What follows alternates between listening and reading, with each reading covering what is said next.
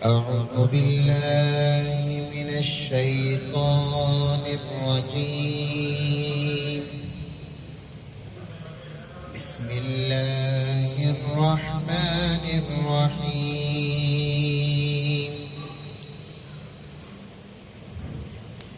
يا أيها الذين آمنوا استعينوا بالصبر والصلاة إن الله مع الصابرين.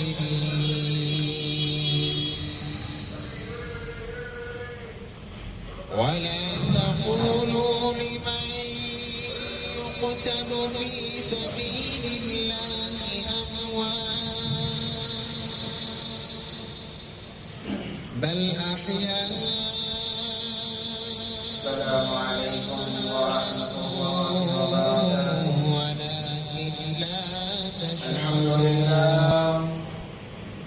الحمد لله نحمده ونستعينه ونستغفره ونؤمن به ونتوكل عليه ونعوذ بالله من شرور أنفسنا ومن سيئات أعمالنا. من يهده الله فلا مضل له ومن يضلله فلا هادي له. ونشهد أن لا إله إلا الله وحده لا شريك له. ونشهد أن سيدنا ومولانا محمدا عبده ورسوله. أما بعد، قال الله تبارك وتعالى في القرآن المجيد والفرقان الحميد: فأعوذ بالله من الشيطان الرجيم. بسم الله الرحمن الرحيم. قل إن كنتم تحبون الله فاتبعوني يحببكم الله. وقال تعالى: ورفعنا لك ذكرك.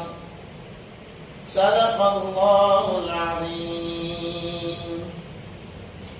قال النبي صلى الله عليه وسلم: لا يؤمن أحدكم حتى أكون أحب إليه من والده وولده والناس أجمعين. وقال النبي صلى الله عليه وسلم: من تشبه بقوم فهو منهم، أو كما قال عليه الصلاة والسلام. اللهم صل على سيدنا مولانا محمد في أول كلامنا. اللهم صل على سيدنا مولانا محمد في أوسط كلامنا. اللهم صل على سيدنا مولانا محمد في آخر كلامنا.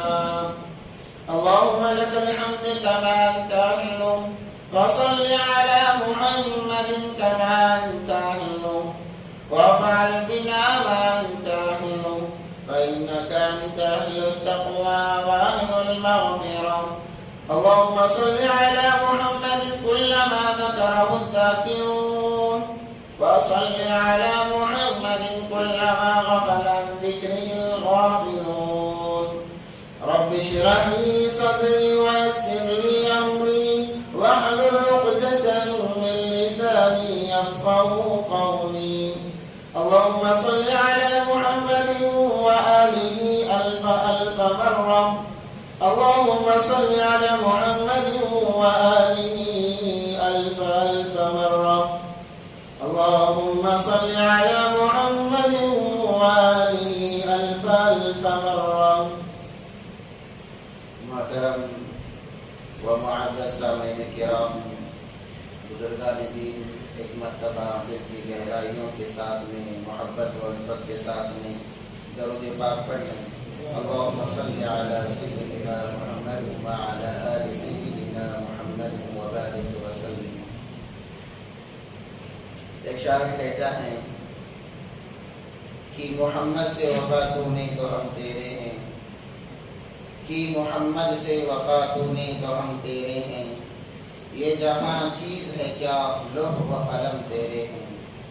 معزز سامعین کرام، جیسا کہ گزشتہ ہفتہ بتایا گیا، اللہ تبارک و تعالی کا فرمان ہے کہ اللہ تبارک و تعالی فرماتے ہیں قل ان کنتم تحبون اللہ فاتبعونی یحببکم اللہ۔ اے نبی جی کہہ دیجیے اپنے امتیوں سے کہ اے میرے بندو، کہ اے میرے حبیب کے امتیوں، اگر تم مجھ سے محبت کرنا چاہتے ہو تو تمہیں سب سے پہلے میرے حبیب کی اطاعت کرنا ضروری ہوگا۔ تم میری محبت کی انتہا کو پہنچ نہیں سکتے جب تک تم میرے حبیب پاک صلی اللہ علیہ وسلم سے محبت نہ کرنے لگ جاؤ، ان کی اطاعت و فرما برداری نہ کرنے لگ جاؤ۔ اللہ نے یہ فرمایا کہ تم جب تک ان سے محبت نہ کرنے لگو جس سے میں محبت کرتا ہوں، یعنی نبی پاک صلی اللہ علیہ وسلم کی ذات اقدس وہ ذات ہے جس سے اللہ خود محبت فرماتے ہیں اور محبت کا دعویٰ بھی کرتے ہیں۔ جانتے ہو میں اپنے حبیب سے کتنی محبت کرتا ہوں۔ اللہ تبارک و تعالیٰ نے مثالیں بیان فرمائی، کہا دیکھو اگر دنیا میں کوئی کسی سے زیادہ محبت کرتا ہے، حد سے زیادہ محبت کرتا ہے، اس کا نام لینا گوارا نہیں کرتا، اسے نام لے کر نہیں پکارتا، بلکہ محبت بڑے انداز میں کبھی اپنی جان کہتا ہے، کبھی اپنا سب کچھ کہتا ہے، کبھی کہتا ہے تم میری زندگی ہو، کہتا ہے کہ تم میرے سب کچھ ہو۔ یہ محبت کے اظہار کے الفاظ ہیں، اظہار کا طریقہ ہے۔ اللہ تبارک و تعالیٰ پر فرماتے ہیں ایک تمہاری محبت ہے، ایک میری محبت ہے، اور میری محبت تمہاری محبتوں سے اعلیٰ و برتر ہے۔ اللہ نے فرمایا وَرَفَعْنَا لَكَ ذِكْرَكَ، اے نبی جی آپ فکر نہ کریں، ہم آپ کے نام کو اتنا بلند کریں گے، اتنا بلند کریں گے کہ وہاں تک کوئی پہنچ ہی نہیں سکتا۔ اور کبھی سارے قرآن میں اللہ تبارک و تعالیٰ نے اپنے حبیب سرور کونین حضرت محمد مصطفیٰ و مجتبیٰ صلی اللہ علیہ وسلم کا نام لے کر نہیں پکارا۔ آپ نے گزشتہ جمعے سنا کہ جہاں پر محمد کا نام آیا ہے وہ رسالت کو بتانے کے لیے، وہ نبوت کو بتانے کے لیے، یہ بتانے کے لیے کہ وہ میرے بیٹے نہیں ہے، وہ میری اولاد نہیں ہے، بلکہ وہ تو رسول ہیں، بلکہ وہ تو نبی ہیں، یہ بتانے کے لیے وضاحت سے نبی اللہ تبارک و تعالیٰ نے نبی پاک صلی اللہ علیہ وسلم کا نام لیا۔ میں نے مثال بھی دی، اللہ تبارک و تعالیٰ نے سارے قرآن میں کسی عورت کا نام نہیں لیا، یہاں تک کہ ازواج مطہرات کا نام بھی نہیں لیا گیا قرآن پاک میں۔ امہات المؤمنین کہا، ازواج النبی صلی اللہ علیہ وسلم کہا، مگر حضرت مریم کا نام لیا گیا۔ کیوں؟ اس لیے کہ لوگ حضرت عیسیٰ کو اللہ کا بیٹا مانتے تھے، تو اللہ نے بتایا کہ عیسیٰ میرے بیٹے نہیں ہیں، وہ تو مریم کے بیٹے ہیں۔ عیسیٰ ابن مریم کہا، عیسیٰ ابن مریم کہ مریم کے بیٹے عیسیٰ ہیں، وہ اللہ کے بیٹے نہیں ہو سکتے، اس لیے عورت کا نام لیا گیا۔ اور نبی پاک صلی اللہ علیہ وسلم کا نام رسالت و نبوت کو بتانے کے لیے لیا گیا۔ یہ اللہ کی محبت ہے۔ اللہ فرماتے ہیں تم کامل ایمان والے اس وقت تک نہیں بن سکتے۔ نبی پاک صلی اللہ علیہ وسلم کی حدیث مبارکہ ہے کہ لا یؤمن احدکم، تم میں سے کوئی ایمان والا ہو نہیں سکتا، کوئی مسلمان ہو نہیں سکتا، کوئی کلمہ لا الہ الا اللہ پڑھنے والا کامل طریقے سے ہو نہیں سکتا اس وقت تک حتی اکون احب الیہ من والدہ وولدہ والناس اجمعین۔ اللہ کے نبی پاک صلی اللہ علیہ وسلم نے تمام کی نفی فرما دی، اپنے ماں باپ سے زیادہ، اپنی اولاد سے زیادہ، اپنے مال و دولت سے زیادہ، اپنی تجارتوں سے زیادہ، اپنی حکومتوں سے زیادہ، اپنے گھروں سے زیادہ، تمہیں جو چیز سب سے زیادہ محبوب ہے ان تمام چیزوں سے زیادہ جب تک میں محبوب نہ بن جاؤں تم کامل ایمان والے بن نہیں سکتے۔ کیا بات فرمائی ہے کہ لا یؤمن احدکم۔ آج جو لوگ محبت کے دعوے دار ہیں وہ ذرا کان کھول کر سن لیں، اپنے گریبان میں جھانک کر دیکھیں، کیا ہم عاشق رسول کہلانے کے لائق ہیں؟ کون سی ایسی چیز ہے جس سے میں دعویٰ کر سکتا ہوں کہ میں عاشق رسول ہوں؟ میں دعویٰ کر سکتا ہوں کہ میرے اندر عشق رسول بھرا اپنی زندگی کو دیکھیں گے دور دور تک کوئی چیز نظر نہیں آئے گی. محبت کئی قسم کی ہوتی ہے، عشق کئی قسم کا ہوتا ہے، اور اس میں سب سے عالی جو محبت ہے، سب سے اعلیٰ جو محبت ہے، جسے عشق حقیقی کہا گیا ہے. اللہ نے فرمایا کہ میرے حبیب سے عشق حقیقی کیا کرو. ایک انسان اپنے ماں باپ سے محبت کرتا ہے، بھائی بہنوں سے محبت کرتا ہے، رشتہ داروں سے محبت کرتا ہے، کاروبار سے محبت کرتا ہے.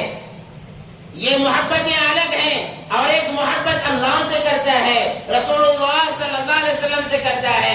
جب ان سے محبت کرنے کا موقع آتا ہے، اللہ فرماتے ہیں ان محبتوں کو پیچھے چھوڑ دو، میرے حبیب کی محبت کو سامنے رکھو، تبھی تم ایمان والے کہلاؤ گے. اور کیوں نہ ان سے محبت کی جائے. وہ آئے دنیا کی تاریکی کو دور کرنے کے لیے، وہ آئے دنیا کے ظلمت کو ختم کرنے کے لیے، انسانوں کے دلوں کی گندگیوں کو دور کرنے کے لیے، انسانوں کا تعلق اللہ سے جوڑنے کے لیے. اور آتے ہی جیسے میں نے کہا تھا، سب سے پہلے توحید کا سبق دیا ہے، توحید کا ڈنکا بجایا ہے.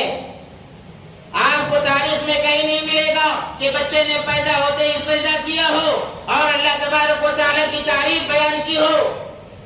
مگر یہ نبی جب آئے ہیں دنیا کے اندر، سب سے پہلے کتابوں میں لکھا ہوا ہے، سیرت حلبیہ سیرت کی بڑی بہترین مایہ ناز کتاب ہے. اس میں سیرت نگار لکھتے ہیں کہ جب حضرت نبی پاک صلی اللہ علیہ وسلم دنیا میں تشریف لائے، ایک دن کے لیے یا چند لمحوں کے لیے اللہ نے ساری دنیا کو گونگا کر دیا، ساری دنیا کو گونگا کر دیا.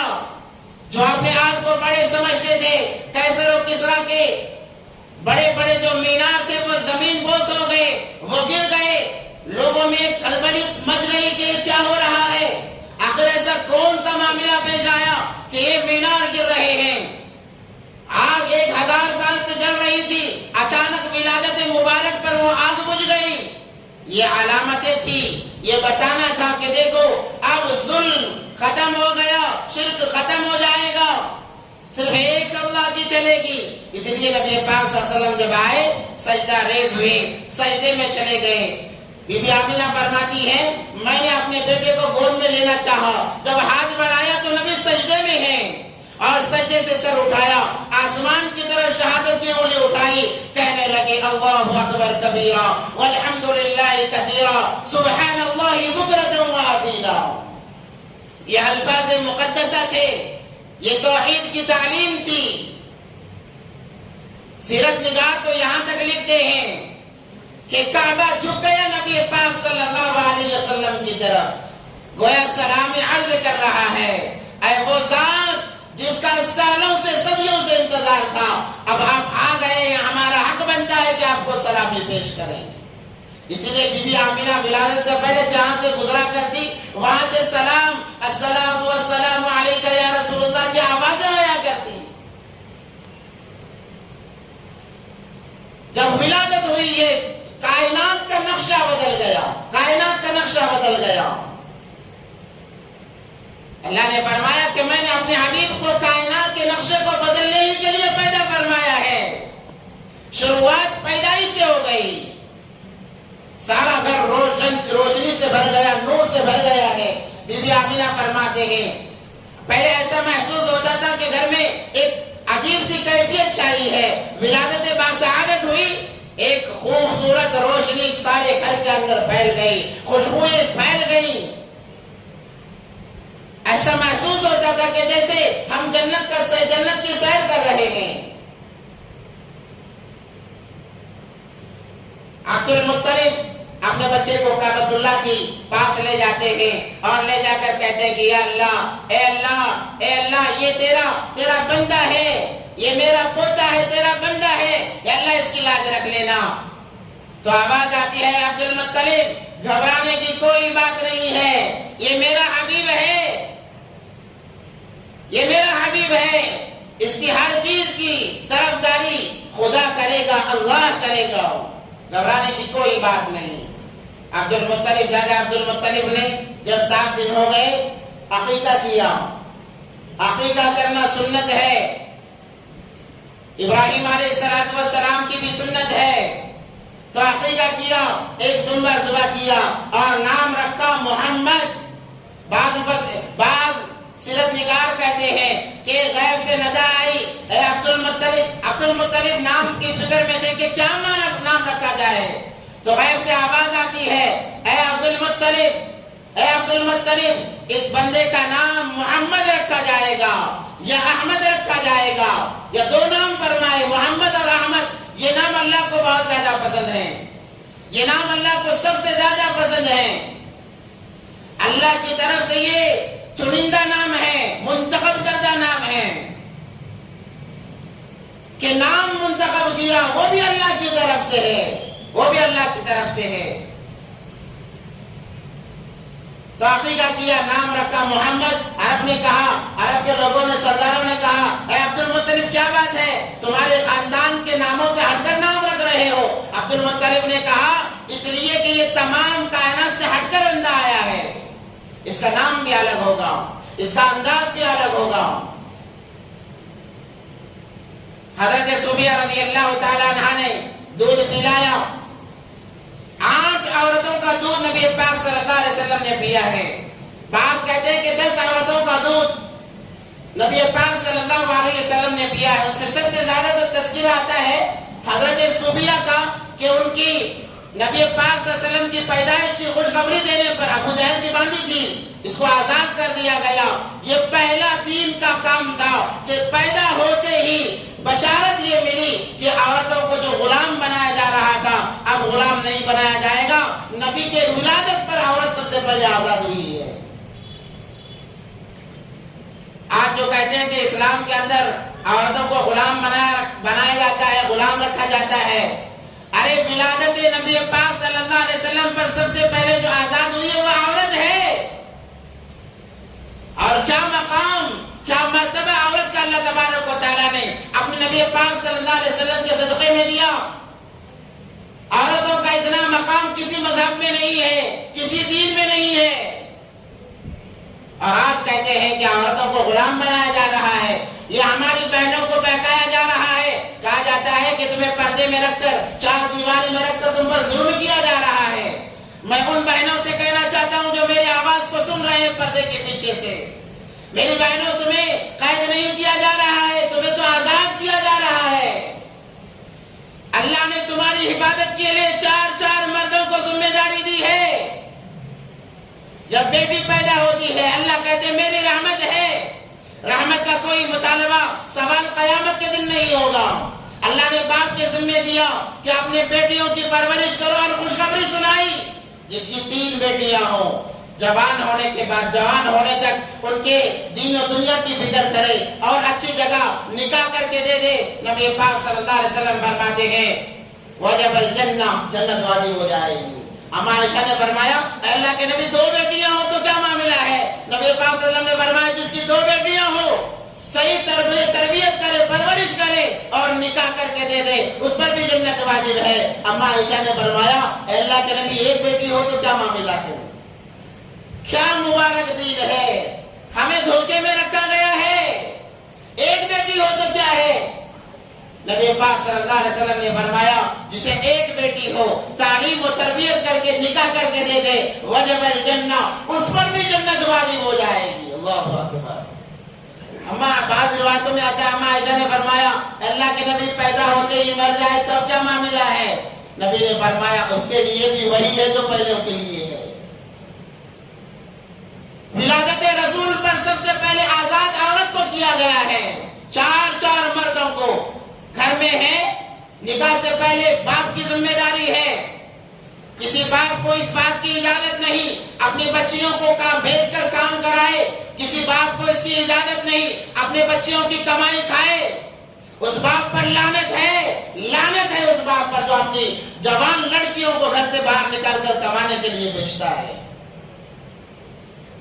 شادی سے پہلے باپ کی ذمہ داری، جب شادی ہو جائے اب کہا شوہر تیری ذمہ داری ہے، تو اسے بنا بنایا کھلائے، سلایا پہنائے، یہ تیری ذمہ داری ہے۔ انسان جو کہتا ہے میں نے قبول کیا، کیا مطلب ہے؟ قبول کیا کا مطلب یہ نہیں کہ یہ میری بیوی بن گئی بس. قبول کیا اس کے نان و نخبے کو. اب مرد پر ضروری ہے شرعی اعتبار سے دیکھا جائے تو بنایا کھلانا مرد کی ضروری ذمہ داری ہے. عورت کے لیے وہ تو عورت کی فراخ دلی ہے کہ وہ بنا کر کھلا رہی ہے. شریعت تو کہتی ہے کہ بنایا تو کھلا اپنی بیوی کو.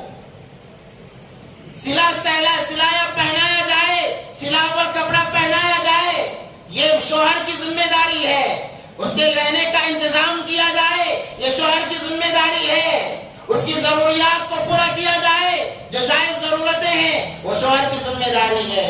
ہم یہ سمجھتے ہیں کہ قبول کیا بول لینے سے عورت ہماری تابع داری میں آ گئی, یا بعض لوگ یہ سمجھتے ہیں میں نے قبول کیا مطلب اس عورت کو غلامی کے لیے میں نے قبول کیا.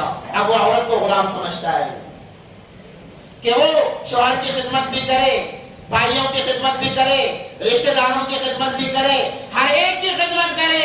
کان کھول کر سن لو, شریعت کہتی ہے عورت صرف شوہر کی خدمت کرے گی, کیونکہ عورت کی جنت شوہر کی خدمت میں بنی ہوئی ہے. اور بعض لوگ کہتے ہیں اب ماں باپ کا کیا, میں نے شادی ماں باپ کی خدمت کے لیے کی.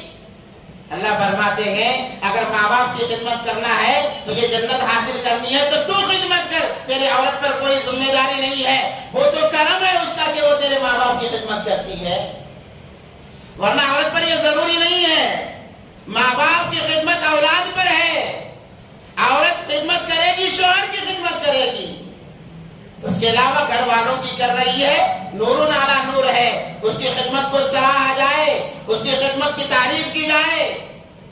اب شوہر کی ذمہ داری لگا دی. اب شوہر, اگر شوہر نہیں ہے, باپ نہیں ہے, شوہر نہیں ہے, بھائی کو کہا گیا کہ اگر جنت چاہتا ہے اپنی بہنوں کی خدمت کر, ان کے نان و نخبے کی ذمہ داری اٹھا, ان کے کھانے پینے کی ذمہ داری اٹھا اگر جنت چاہتا ہے. بھائی نہیں بیٹا ہے, بیٹے کی تو جنت ہی ماں باپ کے قدموں تلے ہے, ماں کے قدموں تلے اس کی جنت ہے. الجنت تحت اقدام الامہات, یہ درس دیا نبی پاک صلی اللہ علیہ وسلم نے. اگر 10 عورتوں کا دودھ یا 8 عورتوں کا دودھ نبی پاک صلی اللہ علیہ وسلم نے ولادت پر پیا ہے. اس کے بعد میں ایک داعیہ آتی ہے جس کا نام داعیہ علیمہ ہے, سعد کے خاندان سے. داعیہ حلیمہ جسے کہتے ہیں, عرب کے لوگوں میں ایک رواج تھا کہ وہ عورتیں خود دودھ نہیں پلاتی, 4 یا 5 یا 10 دن دودھ پلاتی, اس کے بعد میں داعیہ کے حوالے کر دیتی. وہ داعیہ بچوں کو لے جاتی دیہاتوں کے اندر, کیونکہ وہاں کی آب و ہوا اچھی ہوا کرتی ہے اور وہاں کی زبان پسی ہوا کرتی ہے, تاکہ بچے اچھے آب و ہوا میں پلے بڑھے اور اچھی زبان سیکھیں. یہ رواج پہلے زمانے میں تھا, اب بالکل ختم ہو چکا ہے. اسی لیے شریعت کے اندر رضائی باپ, دودھ شریک باپ, دودھ شریک بھائی اور بہن کا وہی مقام ہے جو حقیقی بھائی اور حقیقی بہن کا مقام ہے. ہاں البتہ وراثت میں حصہ نہیں ملے گا, ورنہ جو چیزیں حقیقی بھائی بہن کے لیے ہے وہی چیزیں دودھ شریک بھائی اور بہن کے لیے ہے. تو داعیہ حلیمہ بنو سعد کی بڑی خستہ حالہ زندگی گزار رہی تھی. تو بہت ساری عورتیں آتی ہیں مکہ کو, کہ وہ عورتیں تو ذرا مالدار تھیں, اچھی اونٹنیوں پر آئیں, اور مکے کے اندر جو بڑے بڑے لوگ تھے ان کے گھروں میں جا کر ان کے بچوں کو لے لیا. داعیہ حلیمہ کی اونٹنی کمزور تھی, فقر و فاقے کی زندگی گزر رہی تھی. وہ تاخیر سے آئی, آنے تک تمام عورتیں مالدار بچوں کو لے چکی تھی, اور ہر عورت نبی پاک صلی اللہ علیہ وسلم کے گھر سے ہو کر گزری ہے. پوچھتے کوئی بچہ ہے, کہتے کہ ہاں ہے. باپ زندہ ہے, کہتے باپ زندہ نہیں ہے, تو کہتے ہمیں کچھ نہیں ملے گا, واپس چلے جاتے. ہر عورت یہ باپ کا پوچھ کر چلی گئی. جب حلیمہ سعدیہ آئی اور انہوں نے دیکھا کہ تمام بچے تو خالی ہو چکے ہیں, اور تو کسی نے بتانے والے نے بتایا کہ عبد المطلب کے گھر میں ایک یتیم بچہ ہے, اس بچے کو لے لو, وہی بچہ باقی ہے. تو مشورہ کرنے لگی اپنے شوہر سے کہ کیا کیا جائے, بچے تو ختم ہو گئے, مگر کسی نہ کسی کو تو لینا ہے, گود لینا ہے, تاکہ ہماری زندگی کا گزر بسر ہو جائے. تو مشورہ ہوا, کہنے لگے چلو اسی بچے کو لے لیتے ہیں, کچھ نہ کچھ تو ملے گا, زیادہ نہیں کم تو ملے گا، یہ سوچ کر جاتے ہیں اور جا کر آواز دیتے ہیں. بی بی آمینہ کہتے ہیں کہاں بچہ ہے مگر باپ زندہ نہیں ہے. دائی حلیمہ کہتی ہے کوئی بات نہیں ہے، کوئی بات نہیں ہے. اس کے ساتھ بی بی آمینہ یہ بھی کہتی ہے اے میری بہن فکر نہ کر، اور لوگ جتنا دے دیں گے اس سے کہیں زیادہ ہی دوں گی، کمی نہیں کروں گی، آپ میرے بچے کو لے جائیں. حلیمہ سعدیہ رضی اللہ تعالیٰ عنہ فرماتی ہیں میں نے کہا کہ بچے کو حوالے کر دیا جائے، بچہ کہاں ہے، بچہ کہاں ہے؟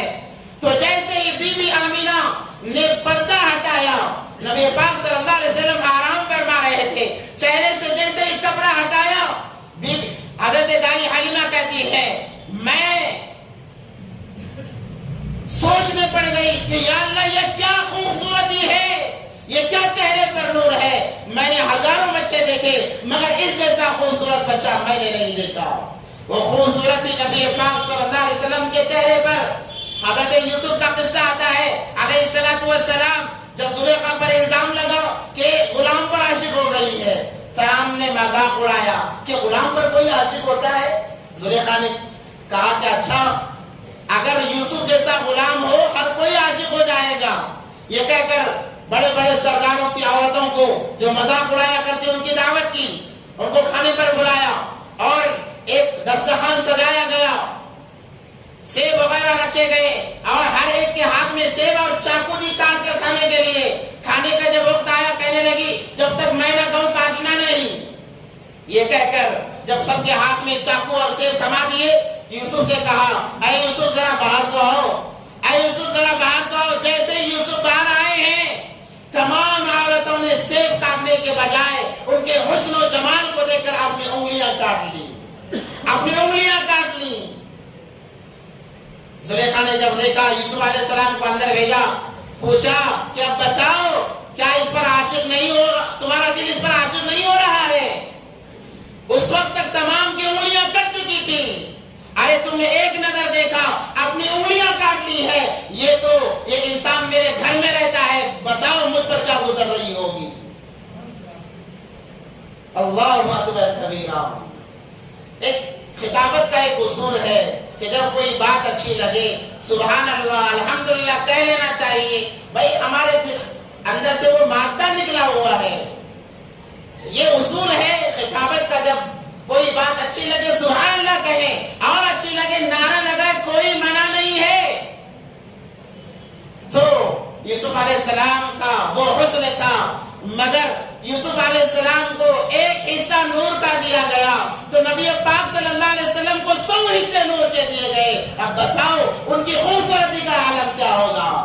جیسے ہی دائی حلیمہ نے دیکھا جا کر فوراً گلے لگا لیا، کہنے لگی اس بچے کے لیے کچھ نہ بھی دے تو کوئی پرواہ نہیں، میں اس کی خدمت کروں گی. یہ کہہ کر سینے سے لگایا. جیسے ہی باہر نکلی ہے اونٹ پر گئے، جا کر اونٹ پر سوار دیے. اس وقت تک تمام عورتیں جا چکی تھی، بچوں کو لے کر. ان کی اونٹنی کمزور ہے، لاغر ہے، زیادہ چل نہیں سکتی، وقفن سے جانا پڑتا ہے. جیسے ہی سوار ہوئے اونٹ کو کھڑا کیا مگر ایک عجیب بات، اونٹ چلنے کے لیے تیار نہیں ہے. دائی حلیمہ پریشان کہ کیا معاملہ، آتے ہوئے بھی تاخیر، اب جاتے ہوئے بھی تاخیر ہو جائے گی. 2 یا 3 دن گزر گئے، باقی بہنیں چلی گئی، اب میرا کیا ہوگا. بار بار ہانکا جا رہا ہے، اونٹ چلنے کے لیے تیار نہیں. جب اتر کر ہانکتے ہیں تو چل جاتا ہے، سوار ہوتے ہیں تو چلنے کے لیے تیار نہیں ہے. سیرت نگاروں نے لکھا ہے اونٹ کہہ رہا تھا جو 2 جہاں کا سردار ہے اسے پیچھے بٹا کر مجھے ہانکنا چاہتے ہو، جو 2 جہاں کا سردار ہے اسے پیچھے بٹا کر مجھے ہانک رہے ہو. جب تک وہ آگے نہیں ہوگا میں بھی آگے نہیں بڑھوں گا. تو دائی حلیمہ کہتی ہیں کہ شاید میرے دل میں یہ بات آ رہی ہے، ہم نے اس بچے کو پیچھے رکھا ہے اس لیے شاید یہ اونٹ آگے نہیں بڑھ رہا ہے. آپ ایک کام کیجئے، اس بچے کو اپنے گود میں لے لیجئے، تب دیکھیں گے. جیسے ہی نبی پاک صلی اللہ علیہ وسلم کو دائی حلیمہ کے شوہر نے آگے کر لیا، اب اونٹ چل نہیں رہا بلکہ دوڑ رہا ہے.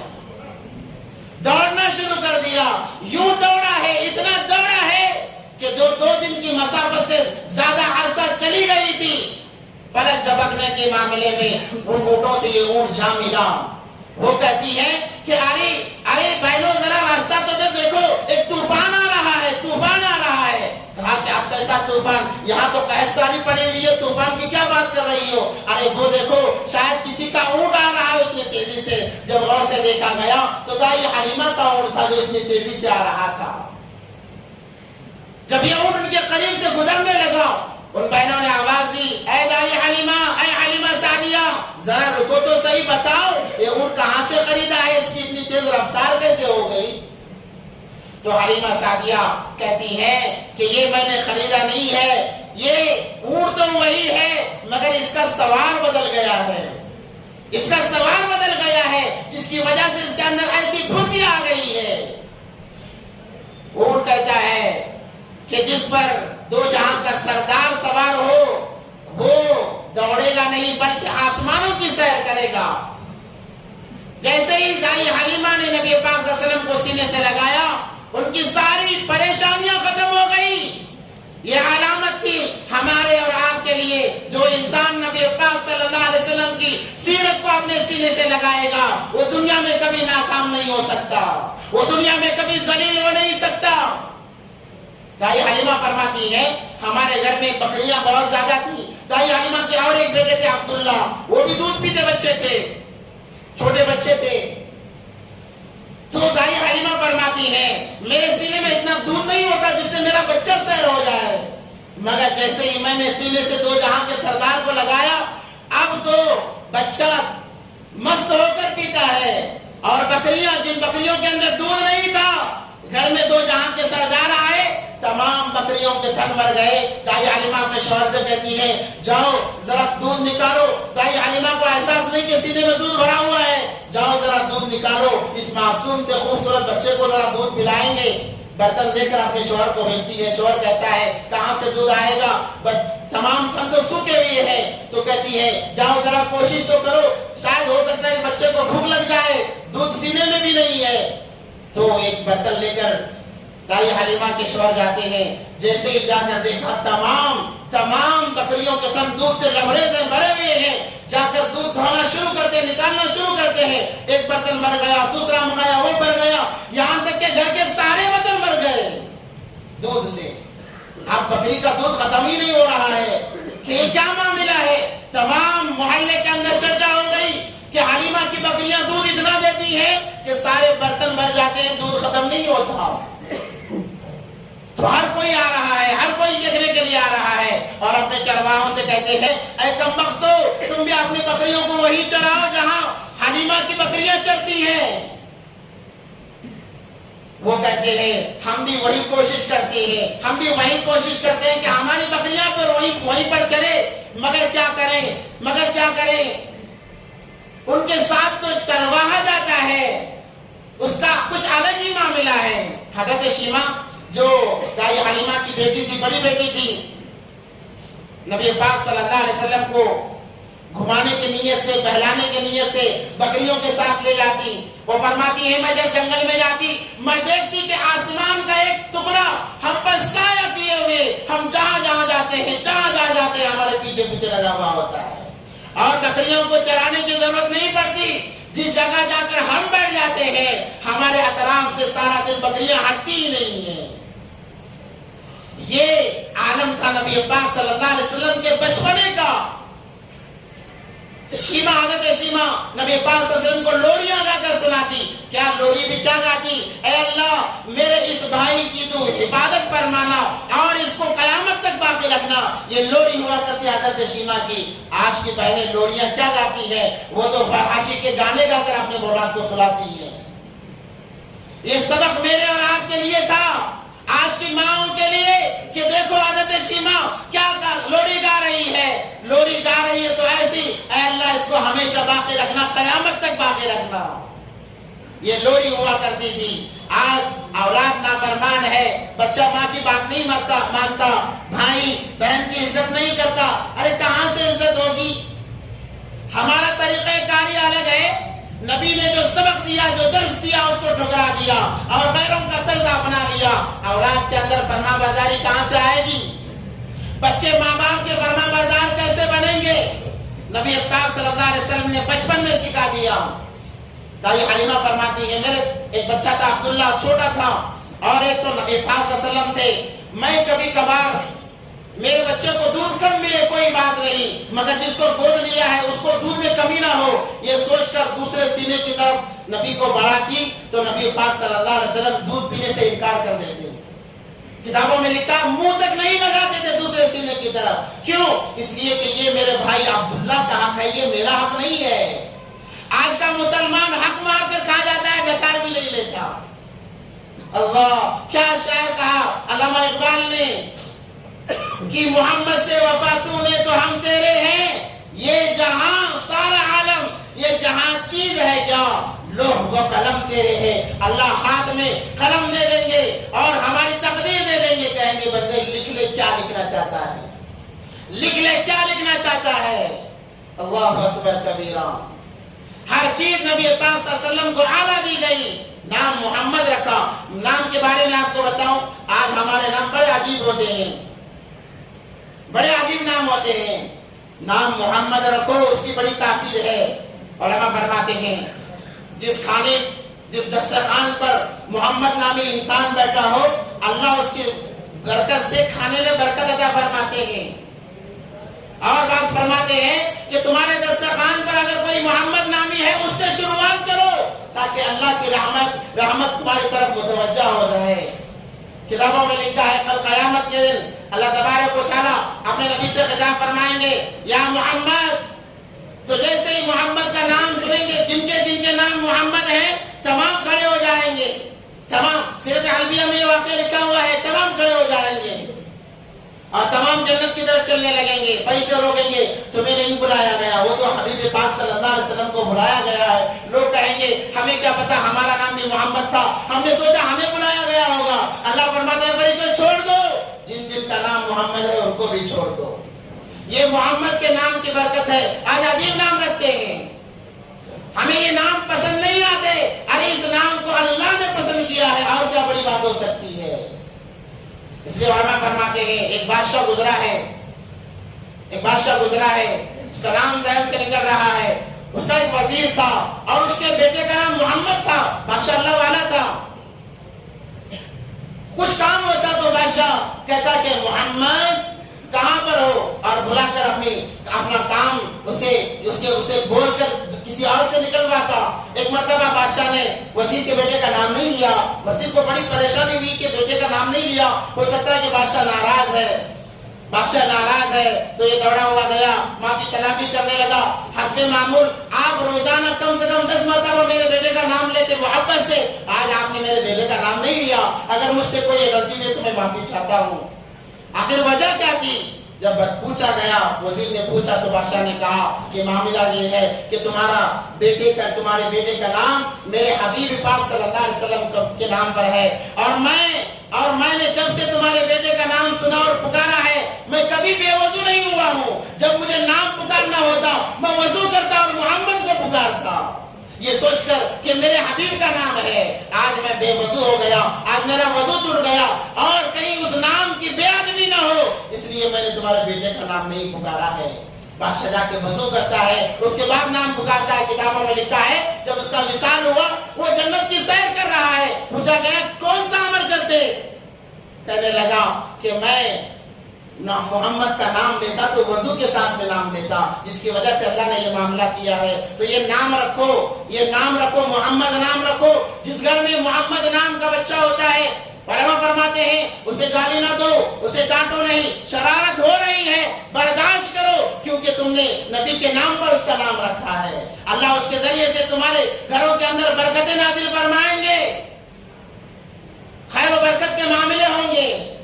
اور بعض کتابوں میں یہ بھی لکھا ہوا ہے جس کے گھر میں نرینہ اولاد پیدا نہیں ہوتی، اگرچہ بعض علماء نے اس حدیث کو، اس بات کو صحیح نہیں قرار دیا، مگر تحقیق کی بات لکھتے ہیں کہ جس کو نرینہ اولاد لڑکے پیدا نہیں ہوتے، فرماتے ہیں کہ جب حمل ٹھہر جائے، پتہ چل جائے کہ حمل ٹھہرا ہوا ہے، حمل ٹھہر گیا ہے، تو اس کا نام نبی کی محبت میں محمد رکھو، تو اللہ تبارک و تعالیٰ ضرور تمہیں لڑکا دے گا۔ اور جس کی اولاد مر جاتی ہے، جس کی اولاد مرتی ہے، کوئی اولاد ٹکتی نہیں، فرماتے ہیں محققین کہ اس کے حمل کے ٹھہرنے پر محمد نام رکھو، وہ مرے گا نہیں، وہ نام کی یہ تاثیر ہے۔ الغرض نبی پاک صلی اللہ علیہ وسلم کا ایک زندگی کا ایک ایک لمحہ ہمارے آپ کے لیے عبرت کا مقام ہے.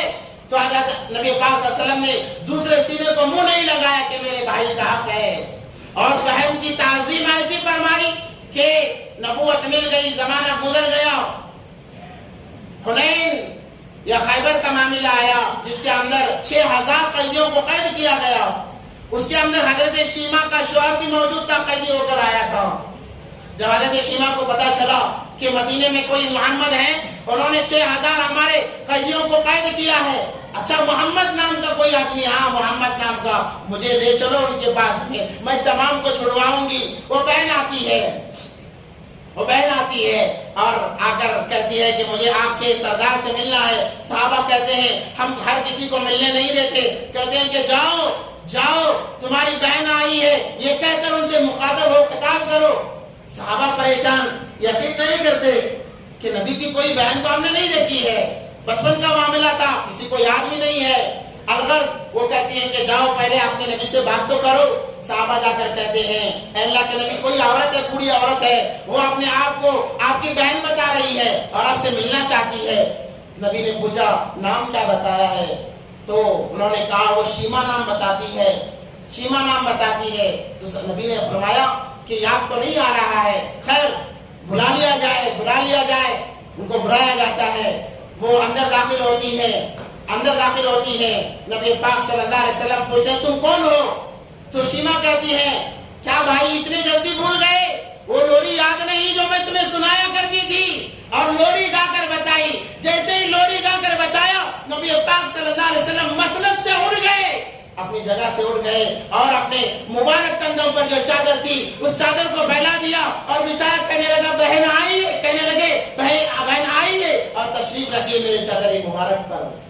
اپنی چادر مبارک پر اپنی بہن کو بٹھایا اور کہنے لگے مجھے پتا نہیں تھا کہ آپ کے شوہر بھی قید ہیں، آپ انہیں آزاد کرنے آئی ہیں. کہا کہ ہاں انہیں چھڑوانے آئی ہوں. اے بہن، میں صرف آپ کے شوہر کو نہیں بلکہ ان کے ساتھ 6000 قیدیوں کو بھی رہا کرتا ہوں. میری بہن مجھ سے آج اتنے سالوں کے بعد کچھ مانگ رہی ہے.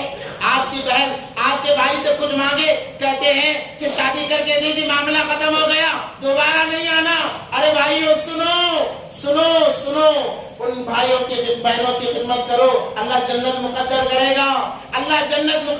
گا. نبی پاک صلی اللہ علیہ وسلم نے فرمایا اے بہن، اگر تو یہاں پر رہنا چاہتی ہے یہاں پر رہ جائے، اگر تو اپنے خاندان جانا چاہتی ہے تجھے اختیار ہے، تو جہاں رہنا چاہتی ہے رہ لے. مگر بہن نے اپنے خاندان کو منتقل فرمایا. مگر جب بہن کا تذکرہ آتا جھوم اٹھتے کہتے میری بہن ہے. حقیقی بہن نہیں تھی، دور شریک بہن تھی. ان کی ماں نے نبی پاک صلی اللہ علیہ وسلم کو دودھ پلایا تھا. ان کے ساتھ یہ احسان کا معاملہ آج سگی بہنوں کے ساتھ کا معاملہ ہو رہا ہے. ہم دیکھ سکتے ہیں ان بھائیوں کو ڈرنا چاہیے جو اپنے بہنوں سے اونچی آواز میں بات کرتے ہیں اور انہیں غلام سمجھ کر اپنی خدمت کراتے ہیں. خدارا یہ نبی کی تعلیم میں نہیں ہے، نبی پاک صلی اللہ علیہ وسلم کی تعلیمات میں سے نہیں ہے. اللہ سے دعا ہے کہ اللہ تبارک و تعالیٰ تمام کو نبی پاک صلی اللہ علیہ وسلم کی زندگی کو سامنے رکھ کر زندگی گزارنے کی توفیق عطا فرمائے، ان کے ایک ایک طریقے کو اپنانے کی توفیق عطا فرمائے. وآخر دعوانا الحمدللہ رب العالمین.